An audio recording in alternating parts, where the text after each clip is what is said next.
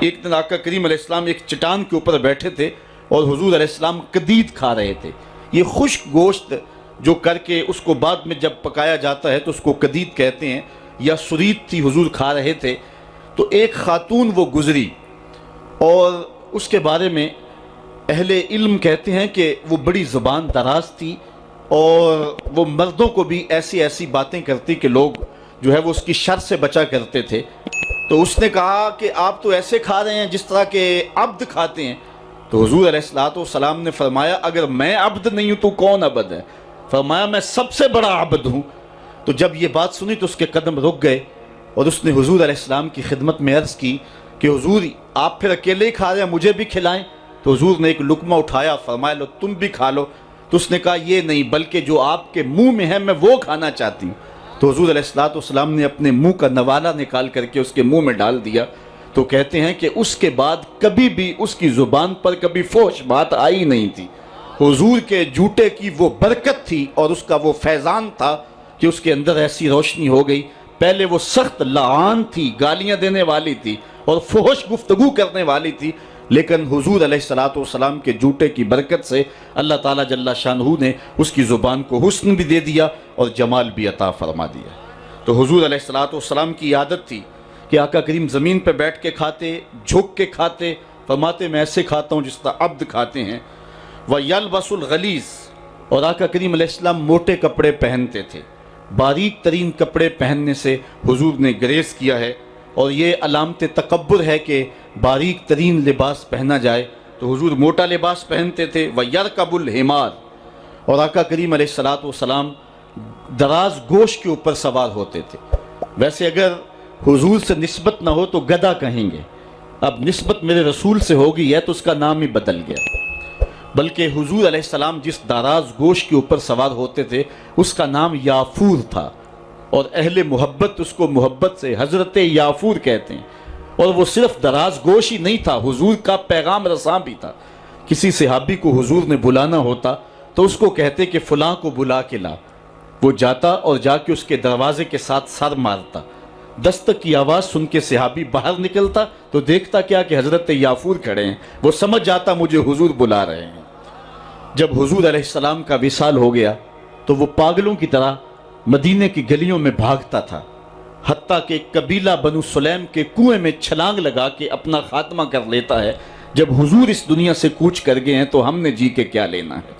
تو وہ دراز گوش آقا کریم اس کے اوپر سواری کر لیتے تھے. بلکہ خیبر کے دن یہ یہودیوں کے ساتھ مقابلے کا دن تھا، لیکن اس اہم دن حضور علیہ السلام جس دراز گوشت کے اوپر سوار تھے اس کی جو نکیل تھی وہ کھجور کی رسی کی تھی اور کھجور کی چٹائی اس کے اوپر ڈالی ہوئی تھی. تو آقا کریم علیہ السلام اس بات میں کوئی باک اور کوئی شرمندگی محسوس نہیں کیا کرتے تھے. میں ایک دن ایک راستے میں کھڑا تھا کہ کوئی شخص مجھے دیکھ کر کے رکا، اپنی گاڑی پہ بٹھا لیا اور اس نے 5-6 مرتبہ مجھے کہا جی وہ بس آج میں بڑی گاڑی نہیں لا سکا، بس جلدی میں یہ چھوٹی گاڑی لے کر کے آیا ہوں. اسے بار بار شرمندگی ہو رہی تھی کہ یہ میری گاڑی چھوٹی ہے. لیکن ذرا دیکھیے جب انسان کے اندر فطرتاً چھوٹا پن نہ ہو اور وہ احساس کمتری کا شکار نہ ہو تو اس کے اندر یہ چیزیں نہیں ہوا کرتی تھی. حضور علیہ السلام دراز گوشت کے اوپر سوار بھی ہوتے تھے اور کسی کو اپنا ردیف بھی بنا لیتے. اور لازمی نہیں کہ کسی کو ردیف بنانے کے لیے حضور کسی عالی نسب شخص کا انتخاب کرتے، بلکہ غلاموں کو، لاچاروں کو اور انتہائی مسکین لوگوں کو حضور علیہ السلام اپنا ردیف بنایا کرتے تھے. بلکہ فتح مکہ کے دن یہ اسلام کی عظمت کا اعلان کرنے کا دن ہے. اس دن حضور علیہ السلام کا ردیف کون تھا جو اتنا زیادہ عمر نہیں رکھتا تھا اور حضور کے پیچھے بیٹھے خوشی سے جھومنا چاہتا تھا، اور آقا کریم علیہ السلام کا سر انور یوں جھکا ہوا تھا کہ حضور علیہ السلام کے امامے کا کور جو ہے وہ اونٹنی کی کوہان کے ساتھ لگی ہوئی لکڑی کے ساتھ لگ رہا تھا. اور اس انداز سے حضور مکے میں داخل ہو رہے تھے.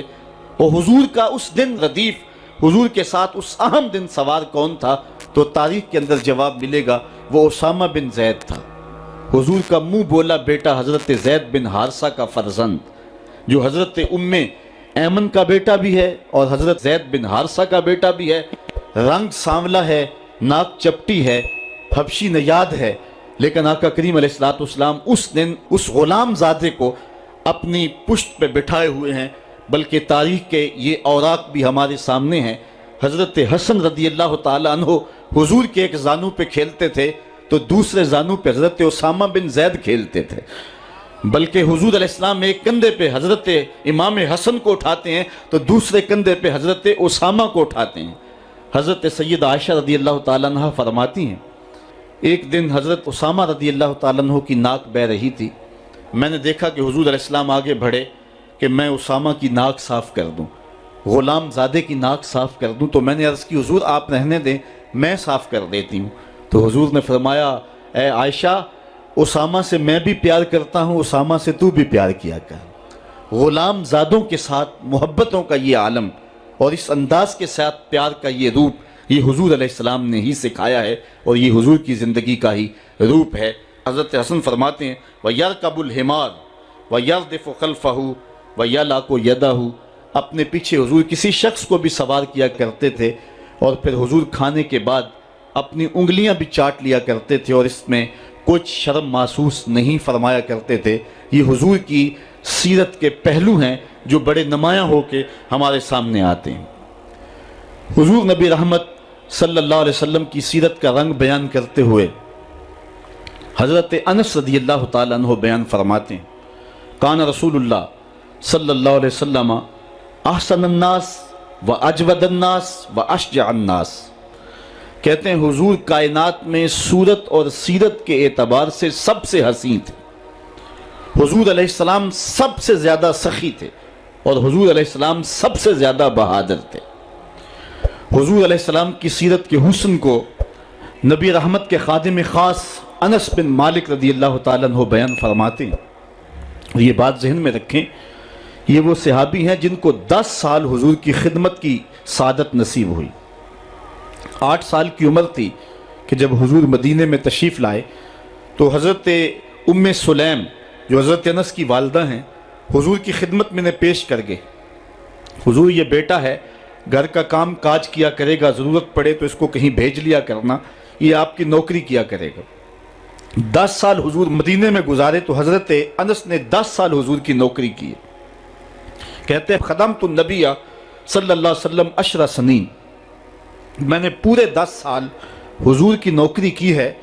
حضور علیہ السلام کی عادت کریمہ یہ تھی کہ 10 سال میں ایک بار بھی ایسا نہیں ہوا کہ حضور نے مجھے کبھی جھڑکا ہو، اور کبھی یہ بھی نہیں ہوا کہ میں نے کوئی کام کیا ہو اور وہ کام درست نہ ہو، حضور کے مزاج کے خلاف ہو، تو آقا کریم نے کہا ہو کہ یہ کام کیوں کیا، اور کبھی حضور نے کسی کام کے کرنے کا کہا ہو اور میں نے نہ کیا ہو تو حضور نے کہا ہو کہ یہ کام تم نے جو ہے وہ کیوں نہیں